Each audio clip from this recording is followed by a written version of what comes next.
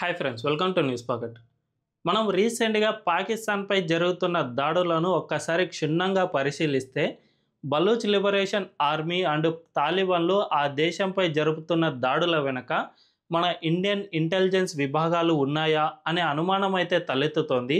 జనరల్గా ఇంటెలిజెన్స్ విభాగాలకు సంబంధించిన సమాచారం అనేది బయట ఎక్కడ రాదు కాబట్టి మనం జరుగుతున్న పరిణామాలను ఒక్కసారి క్షుణ్ణంగా పరిశీలిస్తే దీని వెనుక ఉన్నాయా లేదా అనే ఒక అంచనాకు రావచ్చు. రీసెంట్గా పాకిస్తాన్పై జరిగిన అతిపెద్ద దాడులను మనం ఒక్కసారి పరిశీలిద్దాం. మార్చి 11వ తేదీన బలూచిస్తాన్ లిబరేషన్ ఆర్మీ ఆ దేశంలోని ప్రధాన రైలు అయిన జాఫర్ ఎక్స్ప్రెస్పై దాడికి పాల్పడింది. ఆ ట్రైన్ను హైజాక్ చేసి ఏకంగా 300 మంది సాధారణ ప్రజలను బందీలుగా తీసుకుంది.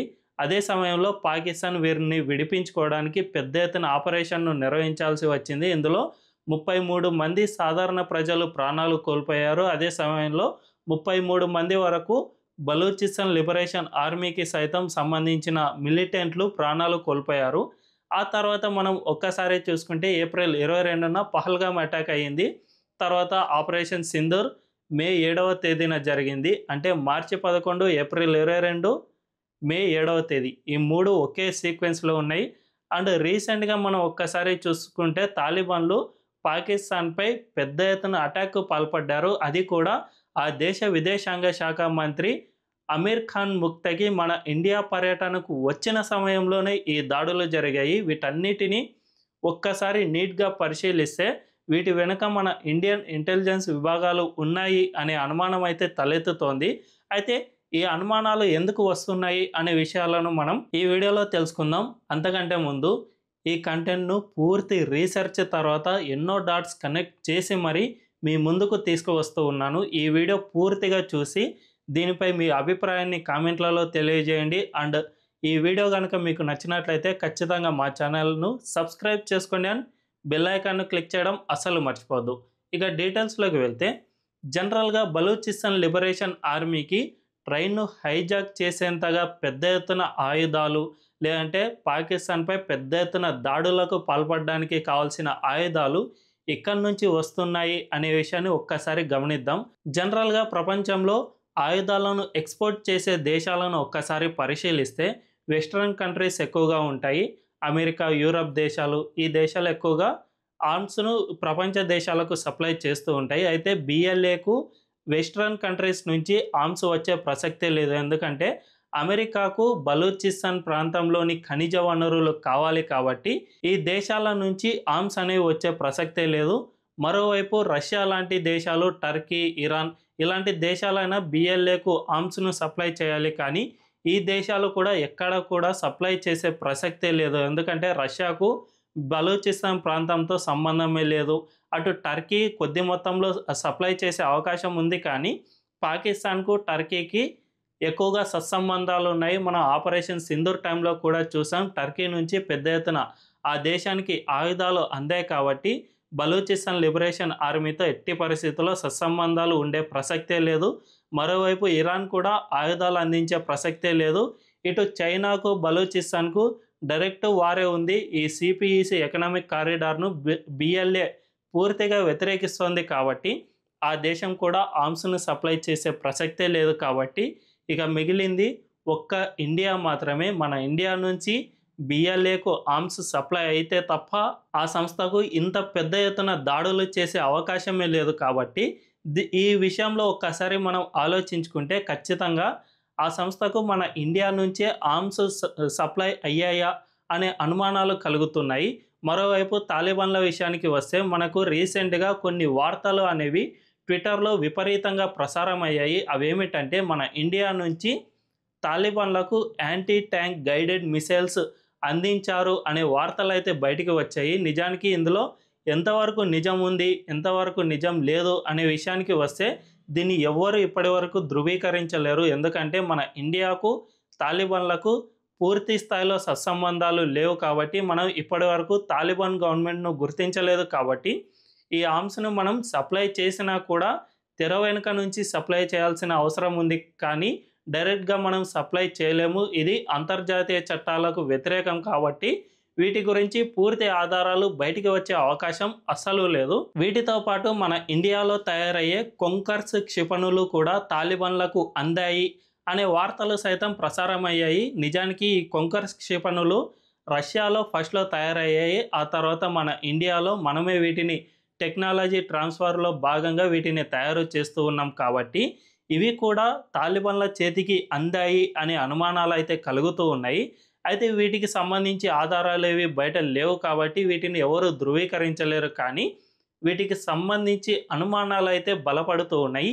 మరి ఈ అనుమానాలన్నీ నిజమేనా కాదా అనే విషయాన్ని మనం ఒక్కసారి పరిశీలిద్దాం. నిజానికి ఈ ఏడాది జనవరి నుంచే పాకిస్తాన్పై బలూచిస్తాన్ లిబరేషన్ ఆర్మీతో పాటు తాలిబాన్లు పెద్ద ఎత్తున దాడులకు పాల్పడుతూ ఉన్నారు.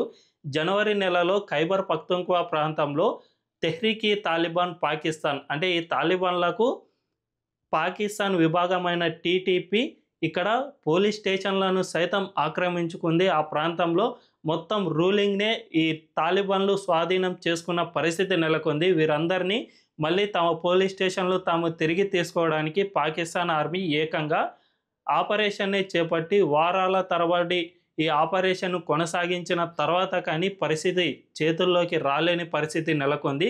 అంతేకాకుండా బలూచిస్తాన్ లిబరేషన్ ఆర్మీ సైతం ఏకంగా 1 ఇయర్లో జాఫర్ ఎక్స్ప్రెస్ను 7 సార్లు హైజాక్ చేసింది. కొన్నిసార్లు హైజాక్ చేయడం, కొన్నిసార్లు బాంబ్ అటాక్ చేయడం ఇలాంటివి చేసింది. వీటిని బట్టి చూసుకున్నా కూడా బిఎల్ఏకు బయట నుంచి ఎవరో ఒకరు ఆర్మ్స్ సప్లై చేసే తప్ప ఇంత పెద్ద అటాక్స్ చేయలేరు. సో ఇవన్నీ మనం బేరేజ్ వేసుకుంటే ఈ ఏడాది భారీ ఎత్తున అటాక్స్ అయితే జరిగాయి. అండ్ మన ఇండియా కూడా పాకిస్తాన్పై పూర్తి స్థాయిలో యుద్ధాన్ని మొదలుపెట్టినట్లు మనందరికీ స్పష్టంగా అర్థమవుతుంది. రీసెంట్గా అమెరికా ఈ ఆఫ్ఘనిస్తాన్లో మళ్ళీ అడుగు పెట్టాలని చూడడం, అంతేకాకుండా చైనా కూడా ఆ దేశంలో తన ప్రభావాన్ని పెంచుకోవడానికి ప్రయత్నం చేయడం చూస్తూ ఉంటే ఖచ్చితంగా మన ఇండియా ఈ టైంలోనే ఆఫ్ఘనిస్తాన్ విదేశాంగ శాఖ మంత్రిని మన ఇండియాకు పిలిపించుకుంది అండ్ పాకిస్తాన్పై అటాక్ చేయించింది అనే అనుమానాలు కూడా బలపడుతూ ఉన్నాయి. ఎందుకంటే ఈ అమీర్ ఖాన్ ముక్తకి మన ఇండియా పర్యటన అనేది ముందుగా అస్సలు ఖరారు కాలేదు. ఉన్నట్టుండి ఆయన ప్రకటించడం, ఆ తర్వాత కొద్ది వారంలోనే మన ఇండియాకు వచ్చేయడం, మన ఇండియన్ అధికారులతో పలు సమావేశాల్లో పాల్గొనడం, యూపీలోని దేవబంద్లోనూ వెళ్ళి రావడం, ఇవన్నీ చూస్తూ ఉంటే ఖచ్చితంగా మన ఇండియా పాకిస్తాన్ను దెబ్బ కొట్టడానికి ఇటు బిఎల్ఏ ఆర్మీతో పాటు అటు ఆఫ్ఘనిస్తాన్ల హెల్ప్ తీసుకుంటుందా అనే అనుమానాలు సైతం వ్యక్తమవుతూ ఉన్నాయి. అయితే ఇక్కడ మరో డౌట్ రైజ్ కావడానికి అవకాశం ఉంది. అదేమిటంటే మన ఇండియానే పాకిస్తాన్పై డైరెక్ట్గా దెబ్బతీయొచ్చు కదా అనే అనుమానం అయితే చాలామందికి బలపడుతోంది. కానీ ఇది ఎట్టి పరిస్థితుల్లో సాధ్యం కాదనే చెప్పుకోవాలి. ఎందుకంటే మన ఇండియా అనేది ఓపెన్ మార్కెట్, మన ఆర్థిక వ్యవస్థ ఇతర దేశాలపై ఆధారపడి ఉంటుంది. కాబట్టి మనం కనుక ఎక్కువగా పూర్తి స్థాయిలో యుద్ధానికి దిగామంటే మన ఇండియాలోని ఐటీ సెక్టార్ మొత్తం కొలాప్స్ అయ్యే అవకాశం ఉంటుంది. అంతేకాకుండా విదేశాలపై డిపెండ్ అయిన వ్యాపారం మొత్తం సెన్సెక్స్, నిఫ్టీలు అనేవి భారీగా పతనమయ్యే అవకాశం ఉంటుంది. కాబట్టి మనం సుదీర్ఘకాలం యుద్ధం చేయలేని పరిస్థితిలో ఉన్నాం. కానీ తాలిబాన్లకు, బిఎల్ఏకు ఇటువంటి రిస్ట్రిక్షన్స్ ఏమీ లేవు. ఆఫ్ఘనిస్తాన్ ఎలాగో క్లోజ్డ్ మార్కెట్ కాబట్టి ఆ దేశానికి ఇతర దేశాలతో పెద్దగా సత్సంబంధాలు లేవు. కాబట్టి వీళ్ళు సుదీర్ఘకాలం యుద్ధంలో సైతం గతంలో ఆరితేరిన వారు కాబట్టే వీరికి మనం జస్ట్ ఆర్మ్స్ మాత్రమే సప్లై చేస్తే చాలు, మిగిలిన పని మొత్తం వీళ్ళే చూసుకుంటారు. అదే సమయంలో పాకిస్తాన్పై మనం ప్రెజర్ టాక్టిక్స్ ఉపయోగించడానికి కూడా ఈ 2 సంస్థలు మనకు ఉపయోగపడుతున్నాయి. కాబట్టే ఈ సంస్థలకు మనం ఆర్మ్స్ సప్లై చేస్తున్నామా అనే అనుమానాలకు మరింత బలం చేకూరుస్తుంది. మరి దీని వెనుక నిజానిజాలు ఏమిటన్నది ఎప్పటికీ కూడా గవర్నమెంట్ అనేది బయట పెట్టదు. కాబట్టి వీటిపై మనమే క్షుణ్ణంగా పరిశీలించి ఒక అంచనాకు రావాల్సిన అవసరం ఉంటుంది. ఈ వీడియోపై మీ అభిప్రాయం ఏంటి? మన ఇండియానే బిఎల్ఏ ఆర్మీకి అండ్ తాలిబాన్లకు తెర వెనుక నుంచి ఆయుధాలను అందిస్తుందా లేదా అని అందిస్తోంది అని మీరు భావిస్తున్నారా? లేదు దీని వెనుక మన ఇండియా లేదు, వాళ్ళకు వాళ్ళే పోరాటం చేస్తున్నారు అని మీరు భావిస్తున్నారా? కామెంట్లలో తెలియజేయండి. అండ్ ఈ వీడియో కనుక మీకు నచ్చినట్లయితే ఖచ్చితంగా మా ఛానల్ను సబ్స్క్రైబ్ చేసుకోండి అండ్ బెల్ ఐకాన్ను క్లిక్ చేయడం అస్సలు మర్చిపోవద్దు. Thank you.